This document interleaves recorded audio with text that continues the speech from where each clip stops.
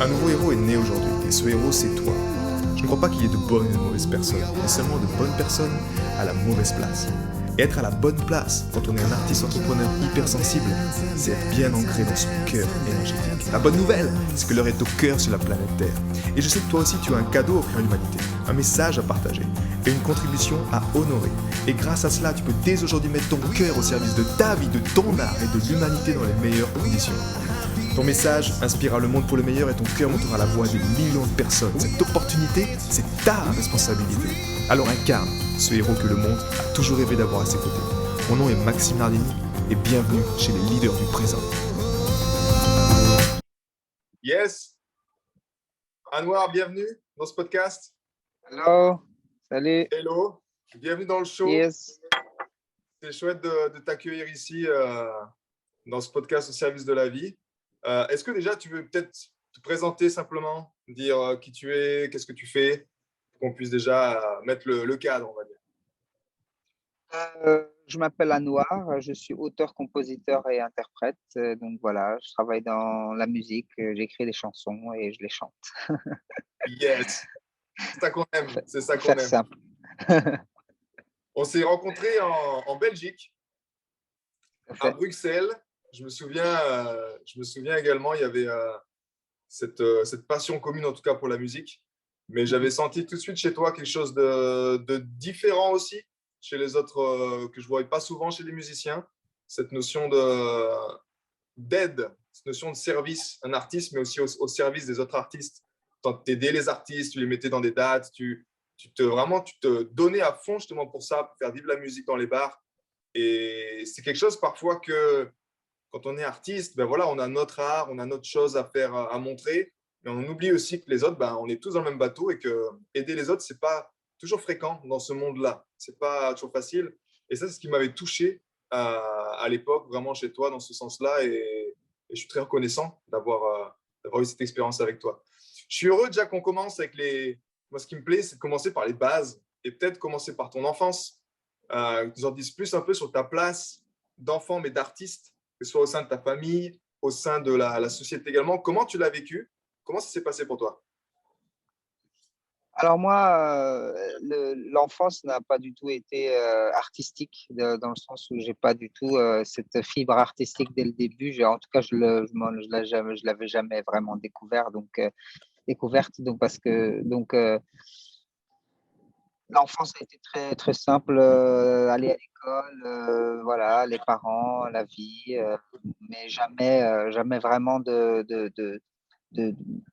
de connexion artistique dans cet enfant jusqu'à l'âge de 13 ans, on va dire plus ou moins, où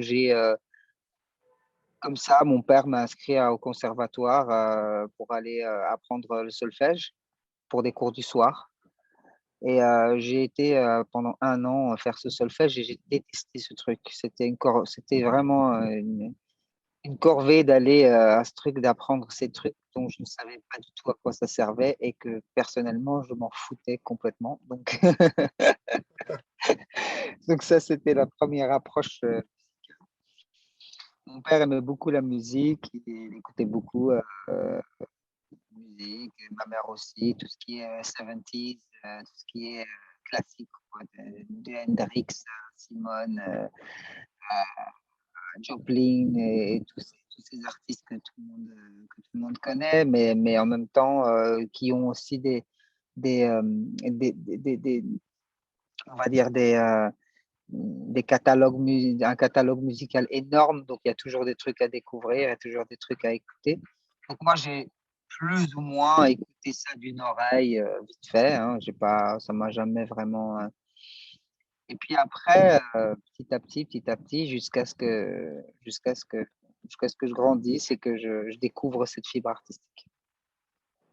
D'accord. C'est quoi le titre? Est-ce qu'il y a eu un titre qui t'a.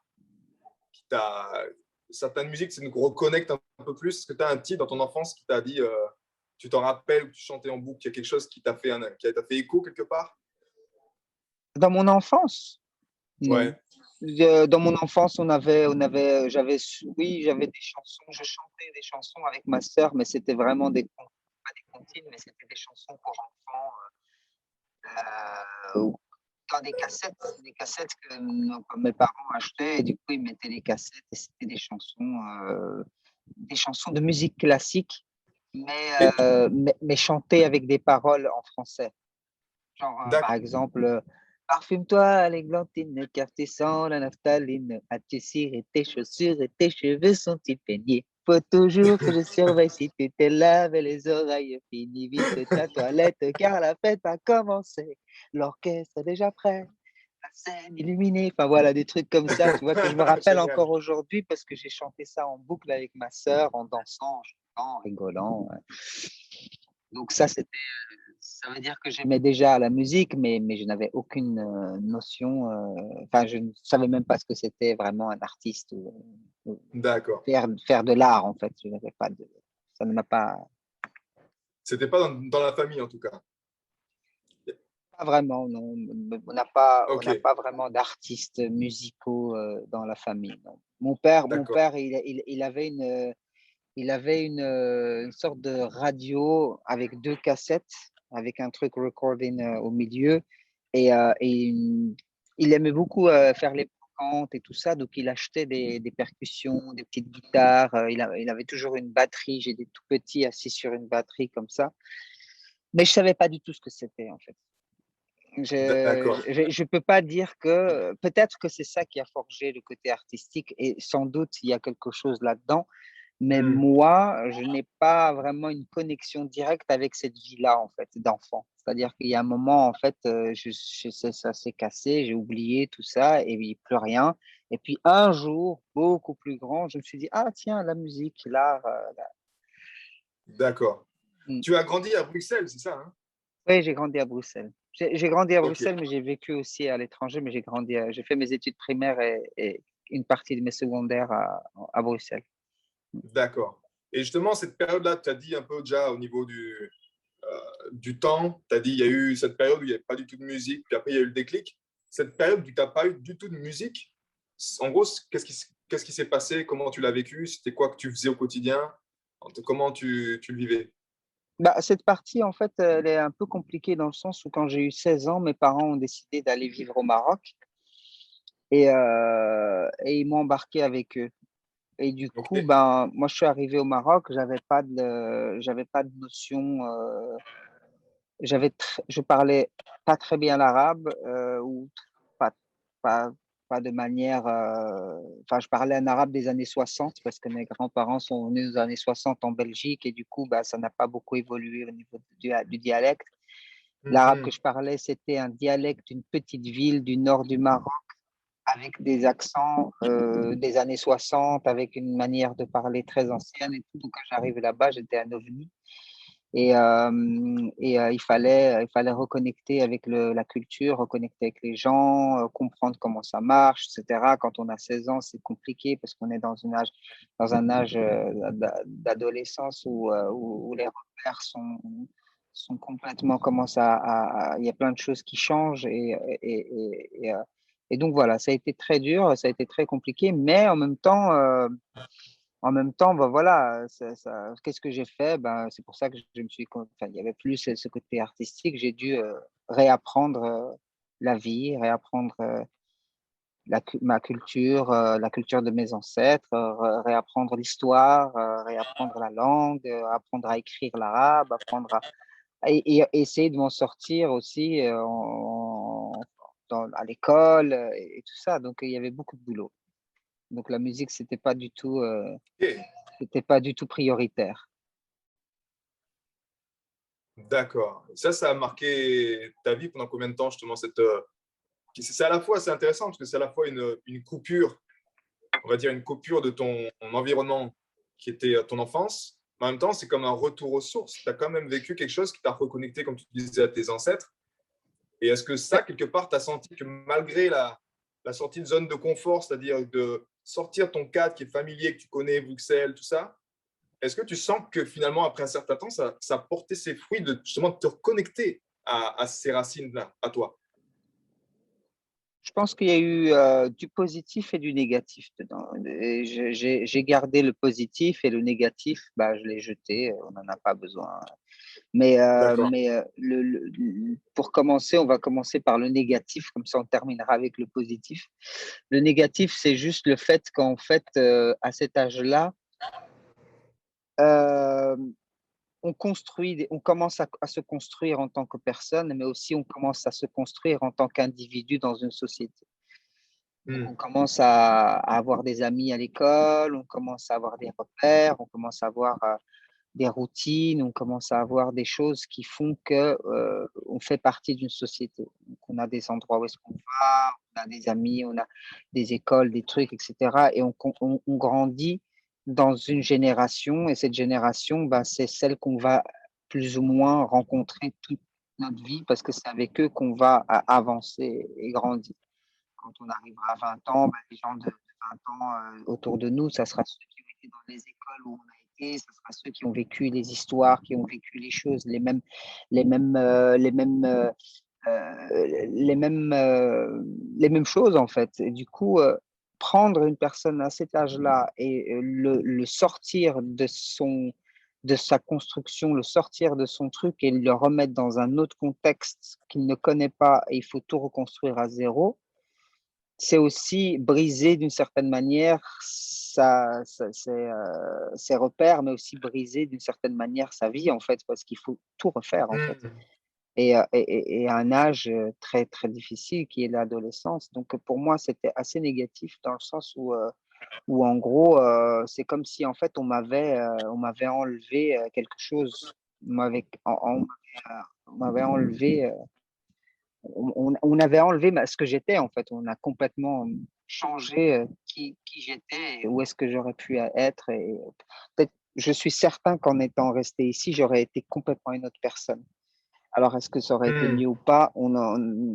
Personne ne peut deviner ni savoir. Mais voilà. Le côté positif de cette histoire, c'est que finalement, après avoir pris le temps de m'installer là-bas et de comprendre, etc., ça m'a permis aussi de pouvoir comprendre qui j'étais, d'où je venais, d'où venaient mes ancêtres, d'où venaient mes parents, quelle est leur histoire, quels sont quelle est l'histoire de mon pays, quelle est l'histoire de la région dont j'étais, dont mes grands-parents sont originaires, mais aussi l'histoire de tout un, entre parenthèses, une culture qui est la culture arabe nord-africaine et qui s'étend de l'Espagne, de l'Andalousie pendant 800 ans, avec les Arabes, les Maures, les Juifs qui vivaient en Espagne pendant des siècles sous des régimes euh, arabo et musulmans, etc. Et après, comment ça s'est construit cette histoire et qu'est-ce qui a fait, qu'est-ce qu'on peut retrouver aujourd'hui en moi dans ces histoires-là qui ont reconstruit le nord du Maroc, qui ont créé toute une culture, etc. Et de là, qu'est-ce que moi je peux retrouver en moi et comprendre alors plein de choses en fait. C'est comme si en fait on était quelque part et on prenait l'autoroute et on revenait. Enfin, j'ai pris une autoroute pour revenir où c'était, d'où je viens en fait, pour savoir. Comme si j'avais un sac avec plein de bagages dedans, mais je ne sais pas d'où je les ai. Alors, il faut revenir là où j'ai rempli le sac, là où le sac s'est rempli dans le Hmm. magasin. Ou, enfin, je ne sais pas, j'essaie de donner des exemples parfois bêtes, mais voilà, en gros, euh, j'ai retrouvé plein de choses en moi en comprenant l'histoire, mon histoire et l'histoire de ma famille, l'histoire de mes ancêtres. Et ça, c'est très positif parce que ça m'a permis de comprendre que, en gros, nous sommes aussi un peuple extrêmement tolérant envers la différence, envers les autres religions, envers, envers, envers les problèmes sociaux des gens. La pauvreté aussi fait que là-bas, les gens sont extrêmement compréhensifs et extrêmement euh, il y a beaucoup d'entraide, il y a il y a beaucoup de générosité, il y a beaucoup de la manière dont l'interaction entre les gens là-bas est beaucoup moins selfish, beaucoup moins axée sur soi-même, mais les sociétés sont obligées de vivre, les gens sont obligés de vivre l'un avec l'autre et s'appuyer l'un sur l'autre pour pouvoir avancer. Et c'est ça qui crée aussi cette générosité et cette envie de partager, de donner, de se, de vivre avec les autres. En fait, les gens vivent ensemble tout le temps. Les maisons dans les villes là-bas, les maisons à la limite sont ouvertes, les portes dans les quartiers populaires, les portes des maisons sont toujours ouvertes en fait. Tu as toujours un voisin qui vient, tac, tac, tac, bonjour, ouais, salut, t'as du sel, t'as du truc, j'ai besoin de toi pour monter avec moi une nouvelle armoire que j'ai achetée. L'autre, il est en train de balayer parce que truc, et la voisine, elle arrive avec un seau d'eau pour nettoyer par terre. Et, et tout est fait en communauté, et tout est fait avec le partage, et tout est fait avec ce côté en fait social très très fort. Et ça, c'est des choses que moi j'ai appris là-bas, que probablement j'aurais peut-être appris ici, mais pas de la même manière, parce qu'ici, on est quand même dans des sociétés très individualistes où les gens vivent les uns pour les autres et chacun chez soi, la porte est fermée, et à la limite, on habite dans un building pendant 10 ans et on sait même pas, on connaît même pas ses voisins, on n'aura jamais dit bonjour une fois dans l'ascenseur, on sait pas qui c'est. Et on parle même pas de la maison d'à côté, hein, parce que la maison d'à côté, c'est déjà trop loin, tu vois. Et donc, après, je ne suis pas en train de dire que l'un ou l'autre est mieux ou pas. Je dis juste que c'est ces différences-là que j'ai vues et qui m'ont imprégné et imprégné ma personnalité et ma manière de voir une société. Tu sais, j'aime beaucoup, c'est quelque chose également pour moi qui est important, ce côté de notre cœur, en fait, la place de notre cœur dans les sociétés et qui a été souvent rythmée justement par des départs soudains de populations, de familles qui ont quitté leur pays en vue d'aller, tu vois, chercher l'or ou une vie meilleure dans un autre pays, que ce soit occidental, tous les pays émergents qui avec c'est peut-être pas une illusion, mais c'est quelque chose qu'on leur vend quelque part, qui est là, qui on leur vend un meilleur avenir là-bas, en même temps qui déconnectent de nos racines, un peu comme moi, ma famille était de Sicile, tu vois, et puis ils sont partis durant la guerre également avec Mussolini pour s'installer en France. Et effectivement, ça fait quelque part des coupures. Est-ce que toi, tu sens justement dans cette expérience de quelque part un retour à la source qui a été peut-être forcé, tu vois, contre ton gré, de dire, OK, j'ai pas mon choix de décider à 16 ans si je veux rester ou partir, mais est-ce que tu sens quelque part que ça t'a reconnecté à ton humanité? Quand je dis à cette connexion avec quelque chose qui est, OK, qui est un peu plus grand juste que ce qu'on perçoit, nous, de notre propre œil, dans une société comme à Bruxelles, une société un peu plus, tu vois, comme tu disais, centrée sur l'individu. Est-ce que tu sens que ça t'a apporté justement cette ouverture du cœur un peu plus? Oui, ben c'est exactement ce que je disais, c'est que c'est en faisant le chemin inverse que j'ai compris, que c'est en se découvrant soi-même qu'on découvre qu'en fait l'humain, les autres ont les mêmes besoins que nous et ils ont tous autant les mêmes problèmes, on est tous les mêmes en fait, enfin tous les mêmes. On se comprend, on est des êtres humains quoi. Et on a tous les mêmes besoins, les mêmes envies, les mêmes choses, plus ou moins à différents stades, différents degrés. Mais en gros, se connaître soi-même, c'est connaître l'humanité en fait. C'est connaître les autres en fait. C'est prendre le temps de savoir qui on est, d'où on vient et de connaître son histoire. C'est prendre le temps de connaître l'histoire de tous les autres aussi et de comprendre parfois les comportements des gens, la manière de vivre, la manière de… Tu vois, parfois, j'analyse beaucoup les gens aussi de mon côté. Enfin, j'analyse, je regarde, j'observe beaucoup et j'essaye de comprendre. Et je vois parfois des choses qui sont réellement en rapport avec la géographie d'où ils viennent, l'endroit géographique d'où ils viennent, les problèmes, les contextes sociaux, les choses. tout est lié. En fait, on est tous liés d'une manière ou d'une autre avec notre racine, avec ce qui vient. Bah, déjà, à partir de notre ADN, en fait, ce qu'on a dans notre ADN, bah, il vient, ça vient de mon père, de mon grand-père, arrière. On peut remonter comme ça jusqu'à la préhistoire ou jusqu'au début de l'humanité. On peut remonter, même selon la théorie de Darwin, on peut remonter même à la cellule, tu vois, au singe, au primate, j'en sais rien, tu vois. Et en fait, cet ADN, c'est ce qui nous est transmis petit à petit avec des changements et des modifications qui se font par génération selon le besoin de l'endroit où est-ce qu'on habite, des trucs, etc., qui fait qu'on a plus de cheveux, moins de cheveux, plus de cibles. Donc, en gros, il y a une transmission qui se fait réelle, qui existe et qui est prouvée. Et donc, à partir du moment où on connaît son histoire aussi, on se rend compte qu'en fait, on nous a aussi transmis des choses dans l'histoire, à travers l'histoire, on nous l'a transmis dans la culture. On est on est une continuité de choses, on n'est pas une chose qui est tombée comme ça du ciel. Yes. On est une continuité d'humains, on n'est pas un humain on n'est pas comme figé. ça, hop, tac, ça. voilà. Tu pars donc au Maroc, tu te reconnectes à tes racines. Qu'est-ce qui a fait après que tu reviens en Belgique? Donc, la suite, c'est ça, en fait. En fait, le fait que je reviens en Belgique, c'est juste que mon pays, c'est la Belgique aussi. Donc, moi, ici, c'est aussi mes racines à moi. Donc, oui, les racines de mes ancêtres, c'est le Maroc.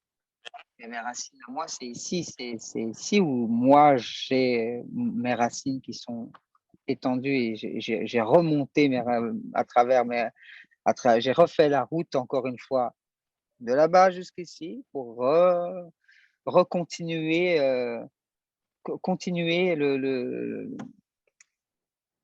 continuer cette vie, en fait, tout simplement. Continuer la lignée pour la retransmettre, etc., avancer, quoi. Pour moi, Yes. ici, c'est chez moi. Qu'est-ce qui t'a amené justement à ce point, je dirais ce point pivot? Tu as dit, OK, en fait, c'est la musique et ce sera la musique pour le reste de ma vie, tu vois. Qu'est-ce qui t'a amené à ça? Qu'est-ce qui s'est passé? Quels ont été les événements? Quelles ont été les expériences? Le shift intérieur? Qu'est-ce qui a fait ce déclic-là et comment tu as vécu ça?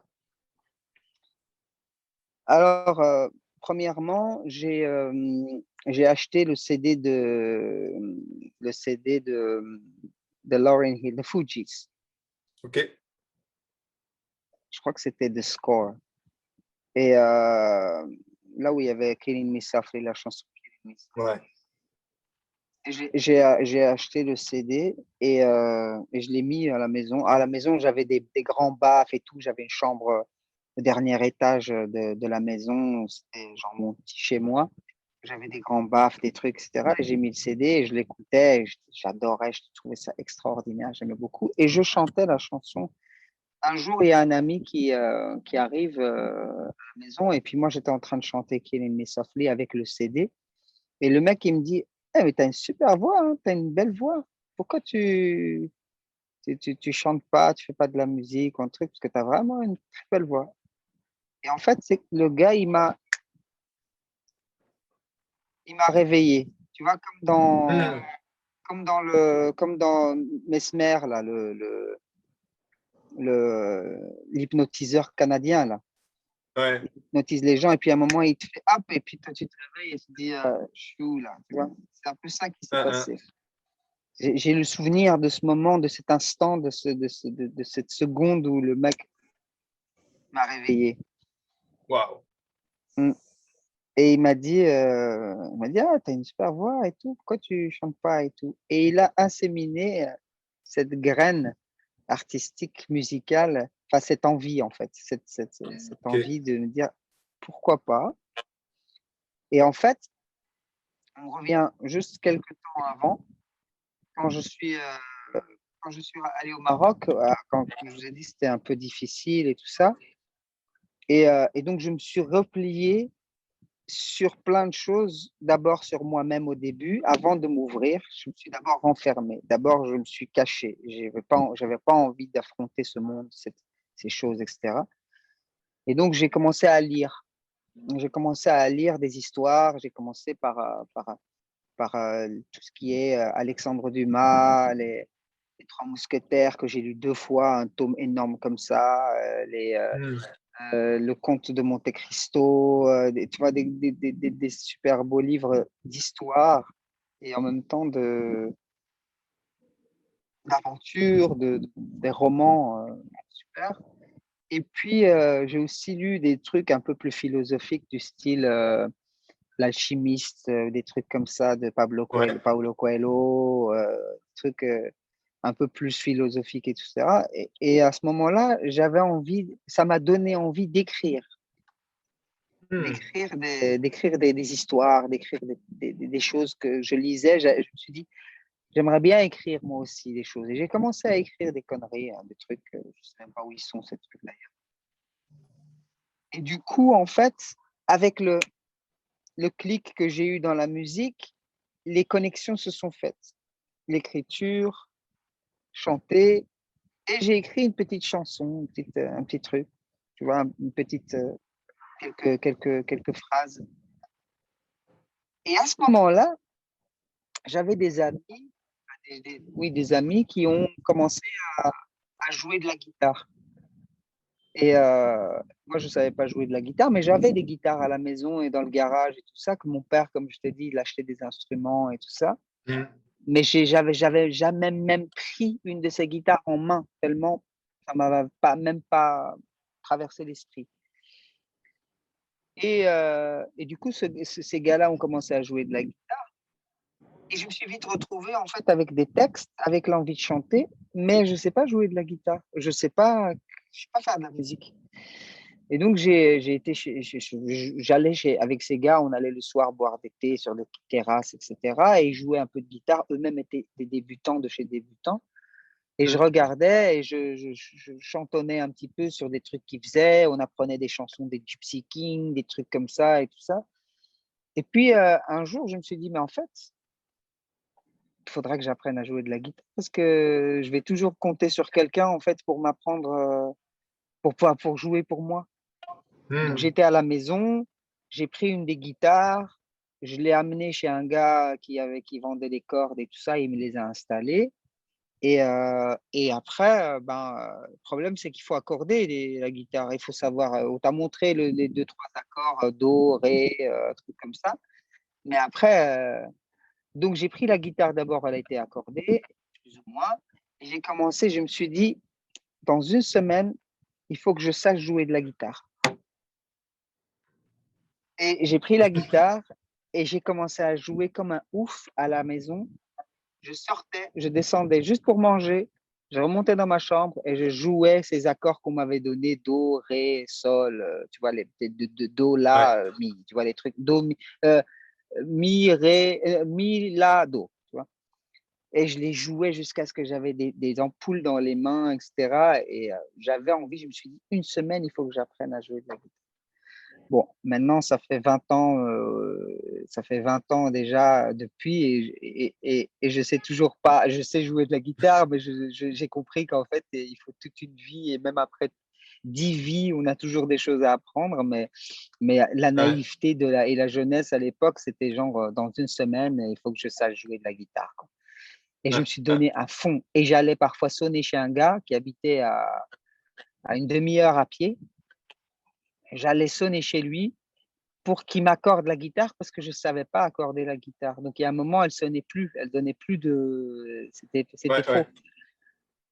Et puis, le mec, il me l'accorde une fois, deux fois, trois, puis il me dit bah, écoute, il faut maintenant que tu apprennes à l'accorder. Regarde, c'est simple. Donc, voilà, tu appuies sur la cinquième corde et ça doit sonner comme ça. Hein. Tu connais, tu joues de la guitare aussi. Donc, il m'apprend un peu les bases. Et voilà, petit à petit, j'ai commencé me, à devenir autonome avec une guitare. Enfin, une guitare, c'était un morceau de bois avec des cordes. Ouais. Et à devenir autonome et à comprendre à aimer. La passion avait commencé à s'infiltrer. Tu as quel âge de cette période? Bon, j'avais 20 ans, j'avais 19 ans, 19, Ok. ouais, ouais. Donc 18, là, tu as 19, commencé 20, ce quoi. déclic. Là, tu as Ouais, commencé vraiment ce déclic comme ça. ouais. Et quel a été, on va dire, le prochain palier pour toi ou le prochain niveau où tu t'es sentais qu'il y a eu un autre niveau qui était enclenché? Donc là, j'ai commencé à jouer des chansons, à apprendre des petites chansons, à copier un petit peu sur les potes, qu'est-ce qu'ils font comme accord. Ah ouais, tu fais comment? Ah ouais, c'est ça. Ah ouais, c'est quelle chanson ça? Et apprendre des trucs et tout, comme tout le monde.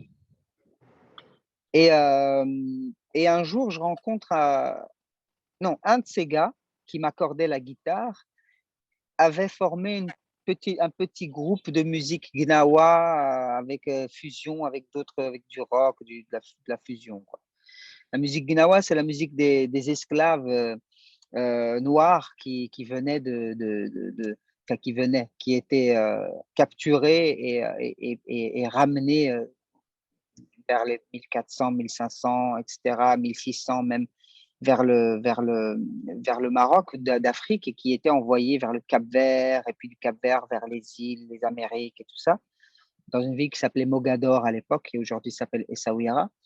Et en fait, ces gens-là venaient de différents endroits, du Soudan, du Tchad, du Mali, de Guinée et de plein d'endroits. Et ils venaient avec enfin, ils arrivaient avec leur culture, avec leurs dieux, avec leurs histoires, mais ils parlaient tous des dialectes différents. Et du coup, ils avaient créé une sorte de dialecte mélangé, c'était de l'arabe avec quelques mots, quelques trucs, etc. Et ils ont créé cette musique qui était à la base des boyaux de peau de chameau ou des peaux de chameau collés sur du bois avec des boyaux. Et ils jouaient le gumbri, qui est aujourd'hui le hajouj, le gumbri, et ça faisait doum, doum, doum, doum, doum, une sorte de basse comme ça. Et les autres tapaient sur des percussions et ils chantaient sur les dieux, Sandia, des trucs comme ça sur leur géolier, ils racontaient leurs histoires avec leurs mots, avec un mélange de dialectes, de trucs complètement, voilà. Et donc, cette culture est restée au Maroc et est devenue patrimoine, je pense, mondial de l'UNESCO, culturel, je ne sais pas, en tout cas, je pense que oui. Oui, ça a été classé il y a une vingtaine d'années d'ailleurs. Et donc, il y a des grands festivals au Maroc de cette musique et tout ça. Et ce gars-là avait commencé à faire ce truc-là avec des fusions. Et il m'a demandé de venir chanter dans son groupe en français, en anglais, à écrire des petits textes, des trucs comme ça. Donc, on était un petit groupe comme ça de musique. Et j'ai commencé avec eux. Et directement, on s'est retrouvés pour un des premiers concerts dans un stade de rugby rempli, rempli, bourré de gens. Et, euh, et sur une scène énorme, dans un énorme type de festival, un peu concours, un peu comme ça. Et moi, j'ai chanté je chantais je faisais des chœurs et il y avait des petites parties où moi je chantais. Et ensuite, après, on s'est retrouvé dans le plus gros festival de musique gnawa et un des plus gros festivals d'Afrique, qui est à Essaouira, justement, devant peut-être 6 à 7 000 personnes à faire. Donc de rien, je sais même pas, j'avais pas encore, même pas encore après joué de la guitare, je jouais même pas d'ailleurs dans le groupe, je faisais juste des petites percus comme ça et je chantonnais. Et donc voilà, c'est comme ça que ça a commencé. Et puis j'ai aimé ça. Et puis les choses se sont un petit peu mises en place. Et j'ai commencé à apprendre des choses, à comprendre, à m'investir et à trouver toujours le moyen de devenir autonome dans ce que je faisais. Ne plus compter sur les autres pour faire ci, pour faire ça. Et dans le cheminement, après, il y a aussi plein d'autres choses que j'ai dû apprendre pour ne plus compter sur les autres. Et on y arrivera plus tard. Yes. Ce côté-là, justement, d'autonomie, il me semble vital en tant qu'artiste. Tu sais, il y a cet équilibre qui me semble pas évident parfois dans le côté d'être indépendant, autonome, de ne pas dépendre des autres. Mais en même temps, la vie, le chemin d'artiste, on a besoin également de se connecter avec les autres. Et comment tu as pu, toi, trouver l'équilibre entre ce côté, OK, je garde mon autonomie. En tout cas, il y a des choses sur lesquelles je suis complètement aux commandes, c'est moi qui dirige tout ça. Et en même temps, il y a de l'autre côté, tu vois, il y a une ouverture et tu laisses également cette communication, cette ouverture possible pour que, parce que la musique, c'est du partage. En même temps, sans tresser des liens authentiques avec les gens, avec d'autres musiciens, ça, naturellement, ça ne marche pas. On ne peut pas y arriver tout seul. Comment tu as vécu ça, toi? Comment ça s'est passé? À quelle époque? À quelle étape? Parce que ça a été tout le temps des époques différentes. Si c'est au début, bah, on est complètement dépendant de tout le reste, de tous les autres, etc. Surtout. Et puis Ouais, après, petit à petit, on apprend pour donner un exemple concret entre avant et maintenant, c'est qu'avant, je devais aller qu'on m'accorde la guitare pour pouvoir en jouer un jour ou deux, et puis il faut la réaccorder. Donc là, on est complètement mmh, lié à quelqu'un qui va nous faire quelque chose. Après, aujourd'hui, avec le temps, je suis arrivé dans des studios pour enregistrer et je voyais des gens qui enregistraient sur des trucs genre Logic Pro, sur des programmes et tout, et moi, j'y connaissais rien. Mais j'ai ouais, commencé à regarder. Ah ouais, tu fais comment? Ah ouais, comme ça. Ah, tata, j'ai pris le programme, je l'ai mis sur mon ordinateur et j'ai commencé à chipoter, à essayer, à trouver complètement autodidacte jusqu'à ce qu'aujourd'hui, je sais utiliser le programme de manière très correcte, on va dire. Après, yes. tu as enregistré tes morceaux, tu as enregistré quelques maquettes, des trucs et tu as envie de faire des petites vidéos. Après, moi, je ne sais pas faire de la vidéo, je ne sais pas filmer, je ne sais pas faire du montage. Alors, tu dois payer des gens pour le faire. Et puis, à un moment, tu te rends compte qu'en fait, il faut juste apprendre. Donc, je vais aller regarder quel programme, quel truc, puis je check, OK, tac, tac, tac. Et puis après, j'apprends et je rentre dans le truc et je commence à faire n'importe quoi. Et puis, petit à petit, jusqu'à ce qu'aujourd'hui, je sais clairement faire des montages moi-même sans devoir. Je suis pas non plus le monteur de films de Spielberg, mais je peux Mmh, faire des petits montages, de petites vidéos acoustiques, des petits clips, des trucs comme ça, j'en ai fait plein. Donc petit à petit, en fait, on s'autonomise, on se trouve cette liberté en fait, de pouvoir faire des choses soi-même. Et ouais, c'est très important parce qu'en fait, dans ce milieu, oui, on peut compter sur tout le monde et on doit pouvoir compter sur tout le monde, mais à un moment, en fait, le temps le temps, c'est aussi très important. C'est-à-dire que chaque fois que tu dois compter sur quelqu'un, c'est du temps que tu perds. C'est du temps mmh, que tu attends des gens pour qu'ils te fassent des choses. Et si tu as envie d'avancer, il faut que tu te saches faire toi-même ce que tu as envie de faire. Il faut que tu apprennes à faire ce qu'il faut faire. Et, mmh, euh, et donc, moi, c'était la manière dont j'ai fait les choses. C'était genre, je ne sais pas faire ça, je dois attendre quelqu'un et payer des gens et les attendre et courir après, etc. OK, le temps que je vais perdre à faire tout ça, je vais aller apprendre comment on fait, apprendre à faire ce genre de choses et après, je vais le faire moi-même.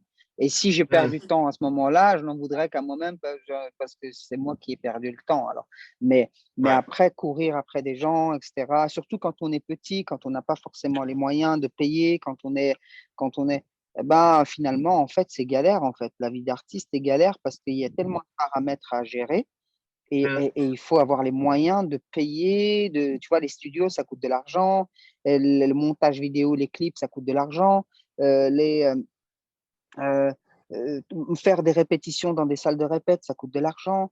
Et j'ai appris avec le temps à faire en sorte que réduire les coûts en apprenant à faire moi-même les choses. ouais, C'est ouais, ouais. ça qui fait qu'on devient de plus en plus indépendant. Mais pour revenir à ta question, être indépendant, c'est bien, mais après, le monde de la musique est complètement connecté. C'est-à-dire qu'on est obligé de rester connecté avec les gens aussi. Moi, je sors tous les jours, voir des concerts, aller des jam sessions, dans des sessions d'improvisation, dans des bars, des trucs, etc., pour rencontrer les gens, pour jouer avec des gens que je connais pas. D'ailleurs, je pense que ça doit être même comme ça qu'on s'est rencontrés. Mmh, Euh, pour, euh, pour, euh, pour tisser un carnet d'adresses, pour que des gens t'appellent s'il y a des concerts, s'il y a des trucs, s'il y a des choses, pour que les gens t'aient top of mind, ils t'ont en tête. Si jamais un jour ils veulent programmer, booker, faire des choses, ils te voient de temps en temps passer. Donc, tu vois, c'est pas comme si tu as disparu pendant 2 ans dans ta grotte, personne ne pense à toi. ouais, Et petit à petit, en fait, on crée son réseau et en fait, on compte les uns sur les autres. Et en revenant sur le fait de ce que tu disais tout à l'heure, de partager, de donner des possibilités à d'autres gens, etc. Pour moi, ça fait partie aussi ça fait partie ça fait partie de l'artiste. en fait. Un artiste, c'est quelqu'un qui est à la base, l'essence de son travail, l'essence de sa vie, c'est de partager les choses. C'est-à-dire qu'on crée de la musique, qu'on crée de la bonne humeur, qu'on crée de la joie, qu'on crée des émotions, des sentiments, qu'on les fige sous forme de tableaux, sous forme de musique, sous forme de son, et on les donne à des gens, on les partage avec les gens pour qu'ils puissent partager eux aussi, qu'ils puissent percevoir eux aussi ces émotions et qu'ils puissent eux aussi vivre ces émotions-là à travers ce que nous avons figé, nous avons mis à disposition en tant que, en tant qu'artiste. Donc, ici, la base, l'essence, c'est le partage. Et à partir du Ouais. moment où on apprend ça, on comprend ça, on rentre dans une dynamique, dans une boule de neige qui tourne et qui fait qu'en fait, on partage et en même temps, ben, en partageant, en tournant, ben, la boule, elle grossit aussi parce qu'on reçoit et on donne et puis un jour on reçoit et puis on donne et puis un jour on reçoit et puis finalement, il y a un énorme échange qui se fait entre les artistes, entre les gens, entre l'humain. Et, et, et ça, c'est ça qui est l'esprit, l'esprit un esprit artistique, c'est ça, c'est Ouais. donner et puis recevoir, et puis pourquoi pas recevoir de plein de gens aussi, mais à la base, c'est donner. Quand on monte sur scène et qu'on prend sa guitare et qu'on son piano, ou peu importe ce qu'on joue, et qu'on se met ou juste qu'on prend son micro, on n'est pas là pour recevoir l'amour du public. On n'est pas là pour dire ah, regardez-moi, donnez-moi, allez, vas-y, criez, tapez dans les mains, donnez-moi. Non, à la base, on est là pour nous donner à ces gens des émotions, leur raconter des histoires, leur faire, les faire penser à des choses qu'ils ont vécues, qu'ils ont des mélodies qu'ils vont pouvoir chanter, leur donner un moment de bonheur, un moment de tristesse, de mélancolie, j'en sais rien, de plein d'autres choses. Hein. Mais, mais après, eux te le rendent aussi en te disant merci. Voilà, tout simplement. En gros, Yes. on vit sur une base de donner des choses on reçoit des merci. Après, il y a tout un business aussi dans la musique, évidemment. Hein. Il y a aussi le fait qu'un artiste, ben, il est obligé de payer son loyer, il est obligé de manger, il est obligé de penser à son futur, à ses enfants, à son avenir. Tu vois, un artiste n'est pas non plus juste quelqu'un qui doit juste tout faire et donner gratuitement non plus, parce que lui aussi, il a besoin aussi de vivre, parce qu'à côté, toi, tu vas travailler, je parle pas de toi, mais je parle, une personne va travailler dans un bureau et gagne sa vie à la fin du mois, il paye des trucs, etc. Donc, il donne de son temps, et nous, bah, on donne des émotions, on donne de notre musique, on donne de notre chose, mais on est obligé aussi de pouvoir vivre. Donc, on peut pas non plus, ça ne peut pas non plus, l'art ne peut pas être gratuit Non. 100% non plus, tu vois. C'est Ouais. là justement cette danse aussi entre.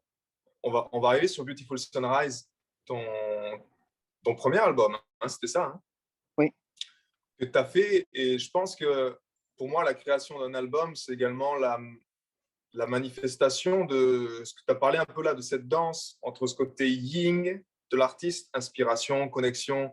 Je capte, je suis connecté à cette rondeur, tu vois, du monde, je capte mes idées, je crée de la musique au quotidien. Et également ce côté yang en nous, qui est là également, le côté papa, qui prend soin de l'artiste, qui prend soin de l'ange. Tu vois, l'ange qui est vraiment l'âme qui crée, qui a juste envie de faire ça toute sa vie. Mais il y a le côté également yang qui prend soin. Et je pense qu'un album, c'est déjà également un premier bon aboutissement de cette maturité entre ce côté yang, ce côté yin. Et pour toi, en tout cas, cet album Beautiful Sunrise, ben voilà, comment t'en es arrivé là en fait? Qu'est-ce qui t'a aidé à le créer, à mettre ce cadre, à arriver à pallier finance, arriver à pallier concert, arriver à jongler avec tout ça? Comment ça s'est passé jusqu'à cette belle finalité parce que c'est effectivement un bon moment de bonheur, cet album, c'est frais, c'est à chaque fois, c'est des chansons que j'écoute et qui te stimulent l'enthousiasme, qui créent ce moment où tu vois, où tu as envie de. Ça allège, c'est souriant. Et en même temps, c'est unique naturellement avec ta voix. Donc, comment pour toi ça s'est passé, en fait, ça, cette concrétisation-là? Avant de finaliser cet album, j'avais absolument aucune idée de comment j'allais faire vraiment. C'est-à-dire que j'étais une personne je m'entourais de musiciens, de gens, d'artistes, d'amis, etc. Et je faisais de la musique, et je sortais boire des verres en jouant de la guitare à droite à gauche dans les endroits les plus improbables, les caves, les bars, les restos, les trucs, tout était bon pour faire de la musique. Et, euh, et puis, en fait, c'est en faisant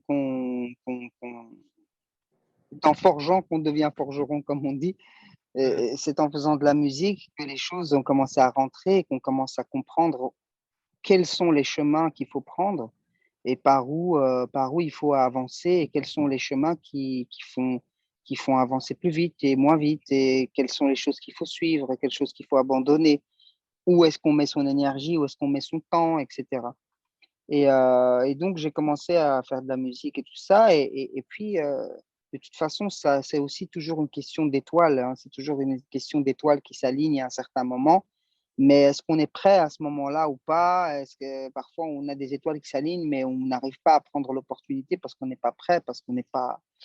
Je donne un exemple simple. Il y a des gens, par exemple, qui se présentent à The Voice ou à des trucs de musique qui peuvent qui peuvent faire un, qui peuvent faire un déclic, qui ont une visibilité énorme, etc., mais qui n'ont pas encore à ce moment-là les bonnes, les bonnes bases, les bons ingrédients pour faire la bonne soupe.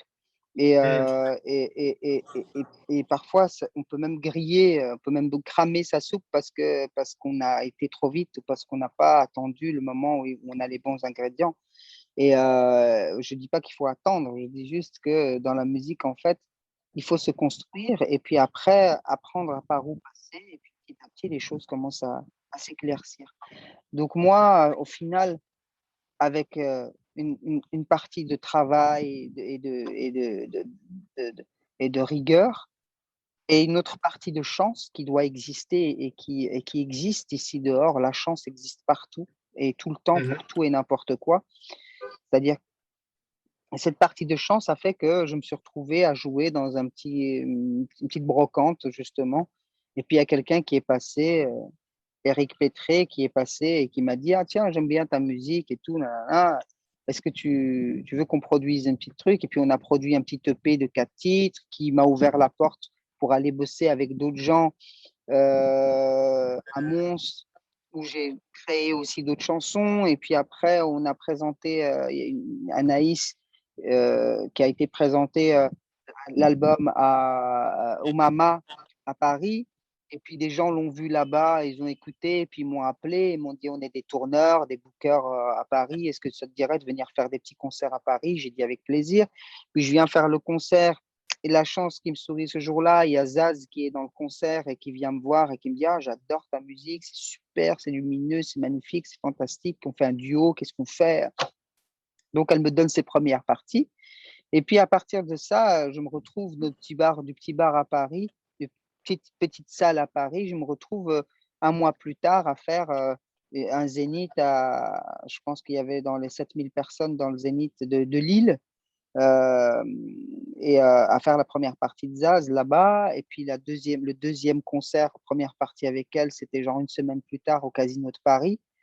Et au Casino de Paris, tu as les gens de Sony qui sont là et puis qui viennent dans les loges et qui me disent: ah, c'est cool, voilà, t'appelles comment, qu'est-ce que tu fais, tu viens d'où? Et puis, ils me proposent 2 semaines plus tard de venir à Paris les voir et ensuite, directement, ils me disent: bah, tiens, on va vous faire une proposition pour enregistrer un album. Et puis, on travaille avec des gens, avec toute une équipe, etc. Et puis voilà, l'album Beautiful Sunrise arrive avec ses bons côtés, ses mauvais côtés du temps entre jouer dans cette brocante et se retrouver chez Sony Music à sortir un album. Parfois aussi, c'est justement, on parlait de soupe tout à l'heure, parfois aussi, avec du recul, évidemment, on n'en a jamais, parce qu'on ne peut pas savoir, mais avec du recul, j'aurais peut-être plus travaillé mes chansons à la maison, bien bosser mes trucs, etc. Et on aurait peut-être eu encore un truc beaucoup mieux que celui-là. Mais aujourd'hui, j'en Hmm. suis fier, je suis content. C'est un album qui a aujourd'hui, je pense qu'il doit être dans les 14 millions d'écoutes là maintenant. Après 5 ans, il est sorti en 2016, en 2021, donc ça fait 5 ans. Après 5 ans, il a quand même 14 millions d'écoutes. Sur certains titres, ça fonctionne très bien. Yes. Et voilà, j'en suis fier. Maintenant, voilà, l'idée, c'est aussi de se renouveler, de revenir avec d'autres choses, de travailler sur d'autres trucs, etc. Et c'est ce que je suis en train de faire là pour le moment. Il y a eu cette époque de Covid pendant 2 ans où tout était figé, tout était à l'arrêt. Maintenant, Hmm. il faut rebondir. Et là, je viens de terminer l'enregistrement d'un deuxième album et on verra. Yes. Et juste, on allait très vite là dans toutes ces belles péripéties, justement, ces belles avancées que tu as eues. Je dirais des percées qui sont également aussi le fruit de la. Quand tu parles de la chance, pour moi, c'est également une question de dévotion. Un artiste, s'il montre qu'il est dévoué chaque jour, naturellement, tôt ou tard, l'univers, le vent souffle dans son dos également pour l'aider à avoir les bonnes personnes, les bonnes opportunités pour y arriver. Avant que tu arrives à cette brocante-là, justement, quelle était la place des covers dans ta vie, des reprises? Parce qu'il y a beaucoup d'artistes également, tu sais, on leur dit jouez des reprises en premier, faites ça, ce qui va vous faire de la visibilité. Toi, quand tu gagnais, on va dire, ton pain avec la musique à l'époque, c'était plutôt avec des reprises, c'était plutôt tout de suite avec tes chansons, et tu étais assez ferme là-dedans, dans ce choix-là, dans ta posture. Vous aviez reprise, est-ce que je me place dans un côté reprise pour gagner ma vie, ou est-ce que tout de suite, c'était mes chansons, et j'honore mes chansons dans les concerts? Comment tu as pu jongler avec ça? Comment tu as pu après faire le chiffre vraiment sur ton univers et rester dans ton univers, quoi? Euh, Moi, j'ai jamais été reprise. Ça m'a, je suis pas du tout contre parce que je pense qu'en faisant des reprises, on apprend énormément de techniques, on apprend énormément de manières de chanter, de manières de jouer, des tournures d'accords et plein de choses. Ça peut Mm. enrichir énormément un artiste de faire des reprises et ça peut vraiment beaucoup aider effectivement à avoir une visibilité lorsque les gens connaissent déjà la chanson, ils ont déjà une oreille un peu plus tendue que si on ne connaît pas la chanson. Maintenant, le choix que j'ai fait moi à cette époque, c'était de faire mes chansons, d'écrire, de passer du temps à écrire mes chansons et ça me prenait déjà pas mal de temps. Donc j'avais vraiment pas du tout cette envie ni cette énergie d'aller écouter des chansons, trouver, enfin j'écoute de la musique tous les jours, mais d'aller Mm. trouver les accords, apprendre les paroles par cœur, les trucs, ça c'était des trucs qui m'embêtaient profondément en fait. C'était des choses que j'aimais pas faire en fait. Tout simplement, il faut suivre son cœur. Moi, j'aimais pas jouer des reprises. J'en Ouais. connais aujourd'hui, après des années, des années, des années, j'en connais allez, une dizaine des reprises et encore avec parfois la moitié des paroles que j'ai oubliées.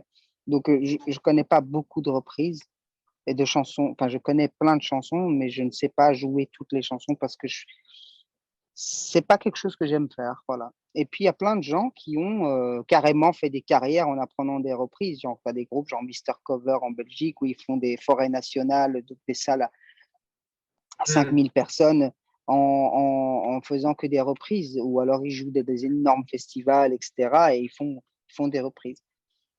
Moi, personnellement, c'est pas Ouais. du tout mon cheminement artistique. Pour moi, faire des reprises, oui, il y a peut-être une part d'artistique là-dedans, de la manière dont on amène les chansons, etc. Mais après, ça reste les chansons des autres et j'ai pas du tout envie d'être dans cette dynamique et d'apprendre des chansons des autres pour aller les jouer. C'est pas du tout mon Ouais. business, quoi.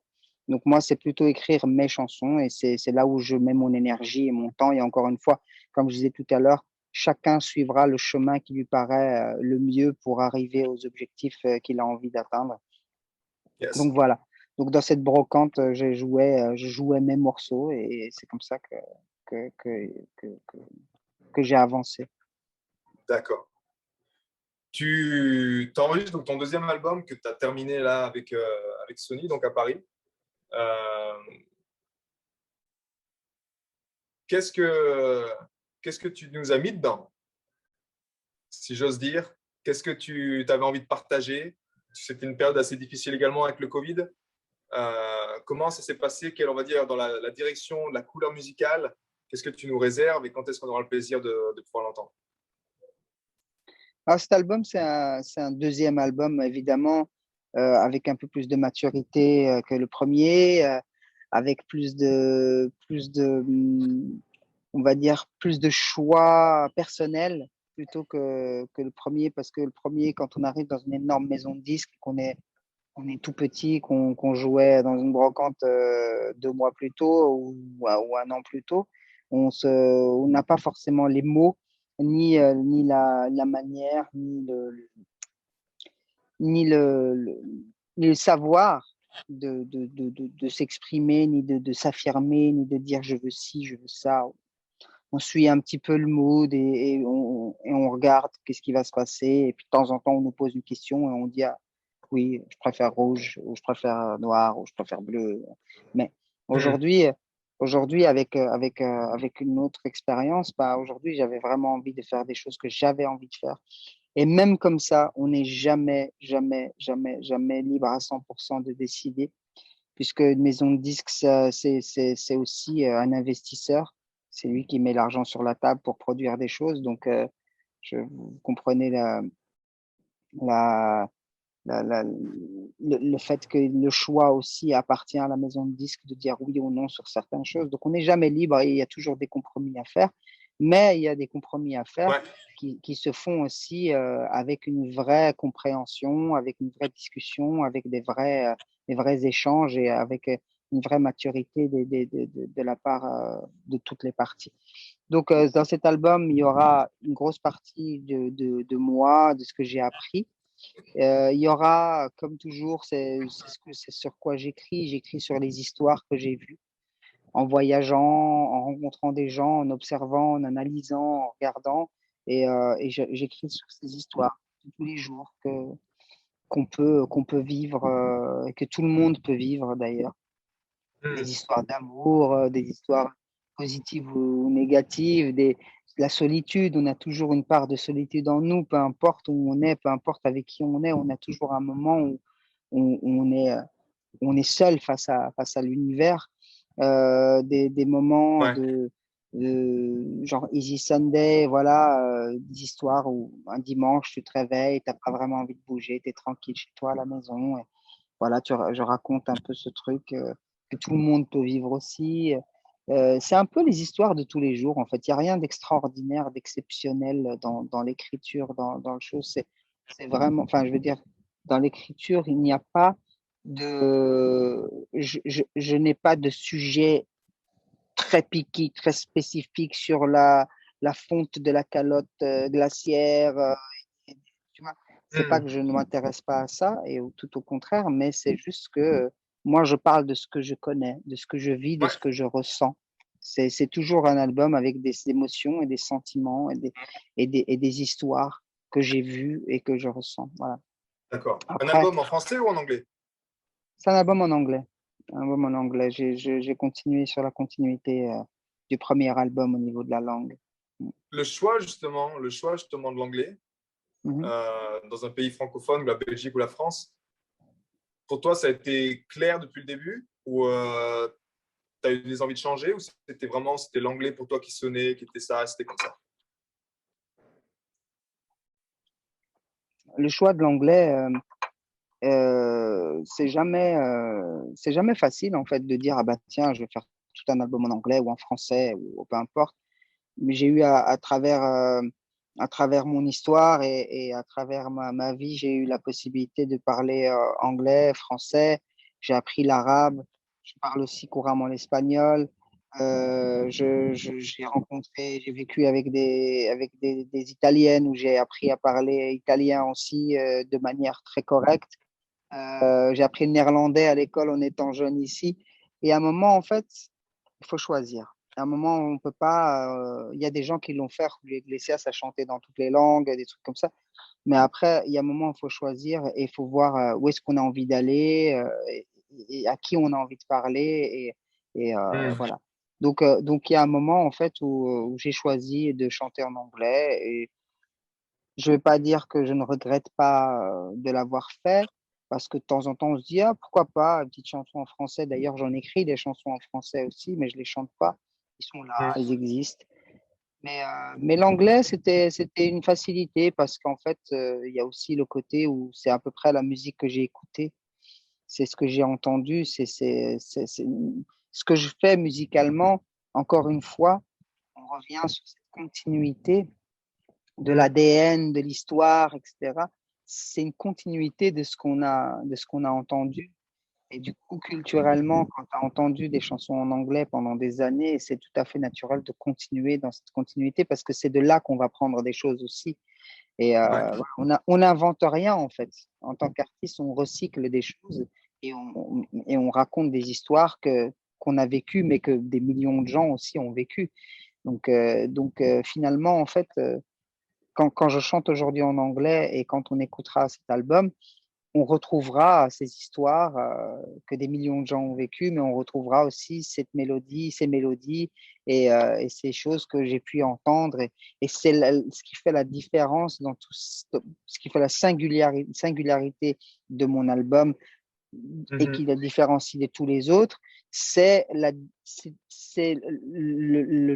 nombre et la différence des choses que j'ai écoutées par rapport à un autre album. C'est-à-dire que moi, aujourd'hui, j'ai écouté l'album X, Y, Z, A, B, N, W, F, alors que l'autre, il a fait son album, il a écouté X, Y, Z, mais il a écouté B, J, K, L, tu vois. Donc, et à la fin, en fait, on se retrouve avec des choses qui sont assez similaires dans ces deux albums, par exemple, avec un autre artiste, mais avec des choses aussi très différentes selon d'où on a tiré, d'où on a puisé l'énergie, d'où on a puisé la source. Voilà. Hmm. Donc, dans cet album, il y aura un côté assez 70s, assez 60s, il y aura aussi un côté assez moderne, il y aura des choses très, très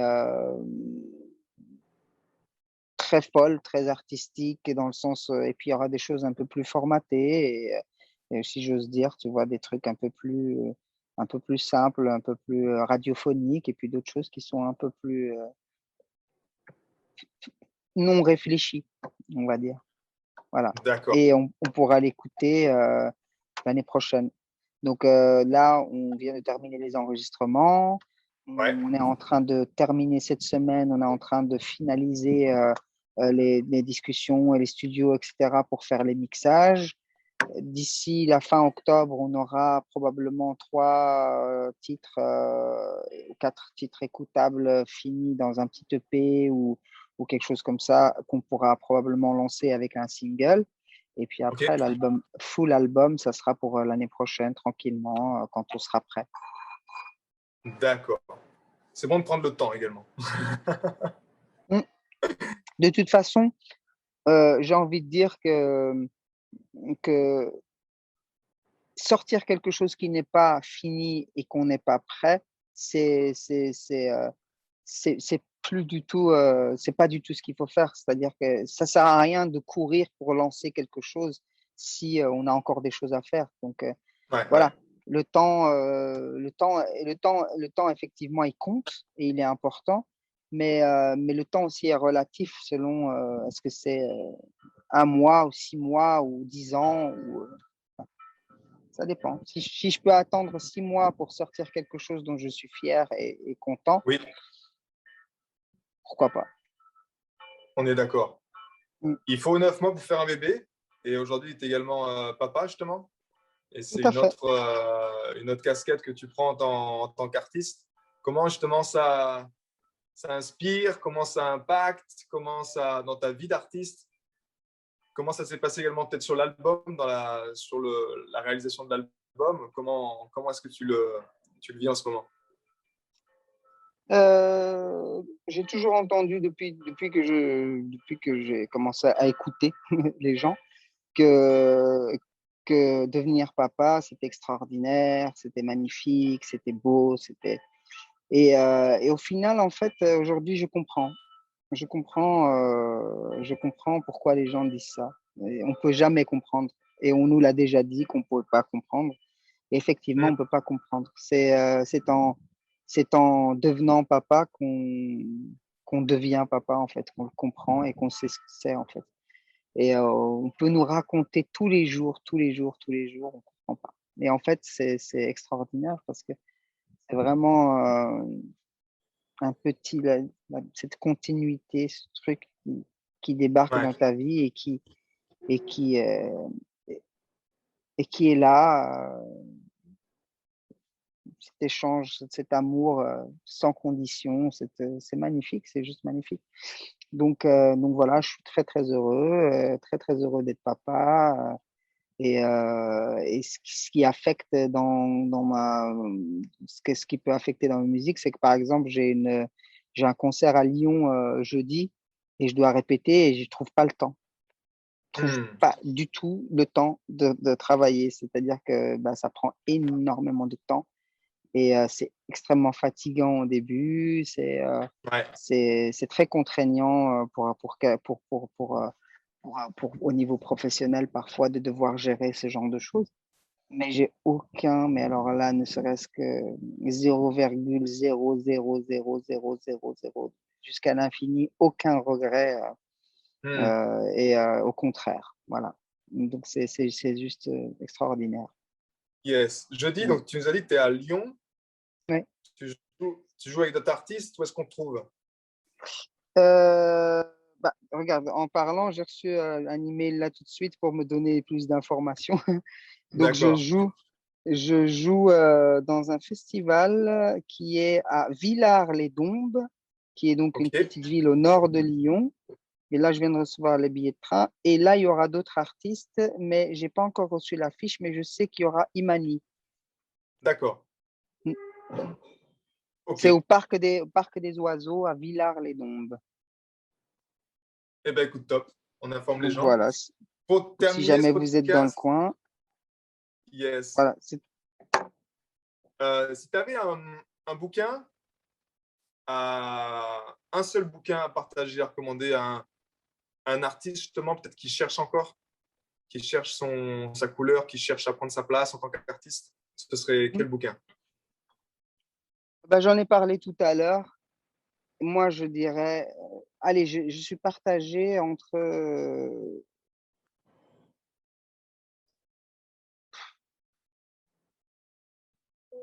Il y a un truc très bateau, hein, c'est L'Alchimiste. Ouais. C'est ce que j'ai dit tout à l'heure. C'est un truc qui m'a fait perturber pendant des jours, pendant 2, 3 jours où j'étais là complètement perdu dans l'univers à essayer de comprendre qu'est-ce qui vient de m'arriver en ayant lu ce livre. Et puis, euh, et puis après, je dirais Le Comte de Monte-Cristo Ok. d'Alexandre Dumas.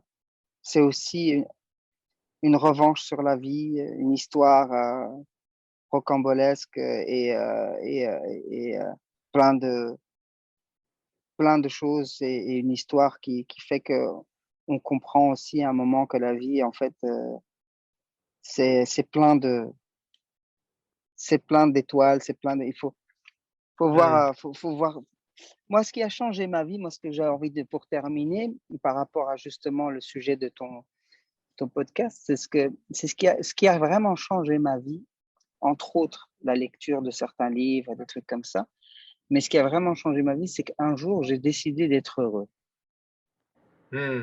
Un jour, je me souviens où j'étais. J'étais à côté du Parlement ici à Bruxelles et je me suis dit, à partir de maintenant, je veux juste voir le bon côté des choses, le bon côté de la vie en fait. Je veux Ouais. pas forcément nier la réalité ou vivre dans une réalité qui n'existe pas, mais juste en fait essayer d'interpréter tous les signes de la vie, tous les signes qu'on me donne aujourd'hui, tous les signes que je reçois, de les interpréter de manière positive, d'adopter cette Hmm. positive attitude qui va me permettre d'être je sais même pas pourquoi je suis arrivé à ce point de me dire à moi-même ça, ou comment ça a cheminé, comment c'est arrivé. Mais en tout cas, ça a changé ma vie parce que ça m'a permis en fait de m'entourer de plein de gens positifs. Ça m'a permis de m'entourer d'énergie positive. Ça m'a permis de créer autour de moi cette positivité, cette positive attitude qui fait qu'en fait, eh ben, ça revient et on donne, ça revient et on donne et ça revient et c'est super important. À partir du moment où on se dit, on se donne on se donne la chance d'être heureux, on ne peut pas être malheureux parce qu'on se donne la chance d'être heureux. Et j'ai vu une fois une histoire de quelqu'un qui disait un prof est rentré dans une classe et il a déposé un papier à ses élèves avec un point noir dessus. Et il leur a dit, voilà, c'est la question, vous avez 10 minutes. Et tout le monde a commencé à dire le point est au milieu, le point est petit, le point est noir, le point est ci, le point est à 40 degrés, à droite, à gauche. Et puis, voilà, c'est fini, vous me donnez le papier, et maintenant.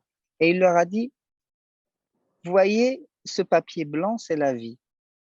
Et ce point noir, c'est sur lequel vous vous êtes tous focalisés. Alors que tout autour, toute la page est blanche. Personne n'a dit la page est blanche, la page fait telle taille, la page a dessiné des choses dessus. Tout le monde a oublié cette page blanche et tout le monde a regardé que ce point noir. Et c'est ça, en fait, qui se passe parfois dans la vie des gens. C'est qu'en fait, on oublie que autour de nous, on a de la famille, on a peut-être des amis, on a des gens qui nous aiment, on a des choses à faire, on a des parcs, on a des passions, on a des envies de faire des choses. Et il suffit en fait de prendre ce point noir et de mettre de côté, de ne pas le regarder et regarder tout le reste de la page en fait. Et c'est ça en fait que j'ai envie de dire pour terminer cette interview. Don't worry, be happy. Bah écoute, c'était un peu la dernière question également, c'était le message que tu voulais transmettre. Si tu avais une pancarte, si tu voulais transmettre ça, ce message, je pense que tu l'as bien résumé avec cette belle histoire, avec ce point sur la feuille blanche. Donc, yes, merci. Anvar, je me réjouis d'écouter ce nouvel album, en tout cas. Merci beaucoup de m'avoir invité. Autant de plaisir que j'en ai eu à écouter le premier, en tout cas. Et puis, pour ceux qui sont proches de Lyon, rendez-vous à Villars-les-Dombes. Jeudi. On va vous mettre les infos, en tout cas, pour suivre les concerts. Je vous mets tout ça juste en dessous du podcast, toute la vidéo que vous voyez. Et puis n'hésitez pas à venir voir Alvar et à vivre cette expérience, à vivre cette vie et à faire partie de cette continuité qu'on fait tous. On est tous quelque part, on œuvre tous l'un par l'autre au service de l'ensemble. Et prendre sa place comme tu l'as fait, encore bravo. Et c'est ce qu'on encourage tout le monde à honorer son cœur de mieux en mieux chaque jour. Merci à toi. Passe une belle journée, un bon concert jeudi, une bonne croissance vie de famille également. Et puis on se dit à tout bientôt. Merci. Salut. À bientôt. Ciao. Ciao, à bientôt. J'ai été très heureux de te partager toutes ces informations. Si elles t'ont inspiré, sens-toi libre de partager ce podcast à des amis qui pourraient en bénéficier. Et si également tu veux influencer ce podcast et décider du prochain sujet, sache qu'il y a une page où tu peux simplement aller justement mettre ton sujet. C'est maximnardini.com/ask www.maximnardini.com/ask et tu peux simplement donner ton sujet et je me ferai un plaisir de l'aborder dans les prochains podcasts. À bientôt, ciao.